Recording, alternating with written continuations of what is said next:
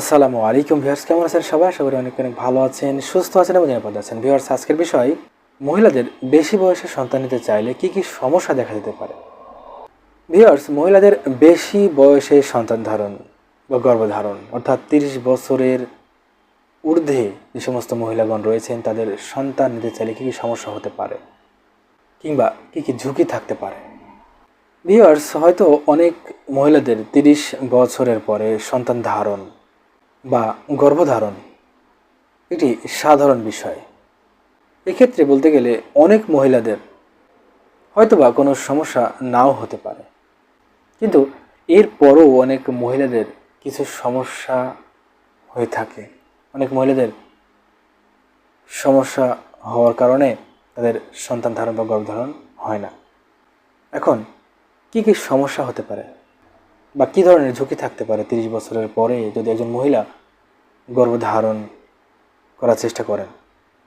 প্রথমত যে বিষয়টি বলতে হয় সেটি হচ্ছে উর্বরতার সমস্যা হতে পারে একজন মহিলার। যদি তিনি 30 বছরের পরে সন্তান ধারণের চেষ্টা করতে থাকেন বা গর্ভধারণ করার ইচ্ছা পোষণ করে থাকেন, তার ক্ষেত্রে যেটি হয়ে থাকে সেটি হচ্ছে তার উর্বরতার সমস্যা দেখা দিতে পারে, তার সন্তান ধারণের সমস্যা দেখা দিতে পারে, সন্তান ধারণে বাধাপ্রাপ্ত হতে পারে। এরপরে যে বিষয়টি সেটা হচ্ছে গর্ভপাতের ঝুঁকি। একজন মহিলা যখন বেশি বয়সে সন্তান ধারণের কথা চিন্তা করে থাকেন কিংবা গর্ভধারণের ইচ্ছা পোষণ করে থাকেন কিংবা তিনি গর্ভধারণ করতে চান, তখন তার সমস্যা কিন্তু দেখা দিতে পারে, তার গর্ভপাতের সমস্যা দেখা দিতে পারে। এরপরে যে সমস্যাটি হতে পারে সেটা হচ্ছে একজন মহিলার ক্ষেত্রে তার উচ্চ রক্তচাপের ঝুঁকি বেড়ে যেতে পারে। এরপরে বলতে গেলে গর্ভকালীন ডায়াবেটিসের সমস্যা দেখা দিতে পারে। যখন তিনি 30 বছরের বেশি বা অধিক বয়সে সন্তান ধারণ করতে চান, তখন তার নানান সমস্যা দেখা দিতে পারে। তখন তার এই গর্ভকালীন ডায়াবেটিসের সমস্যা কিন্তু দেখা দিতে পারে।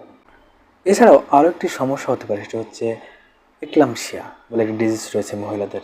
এই সমস্যা বা এই রোগটি হতে পারে, অর্থাৎ যে সমস্ত মহিলাগণ অধিক বয়সে সন্তান লাভের চেষ্টা করছেন বা গর্ভধারণ করতে ইচ্ছুক, তাদের এক্লাম্পসিয়ার সমস্যা হতে পারে, এক্লাম্পসিয়া দেখা দিতে পারে।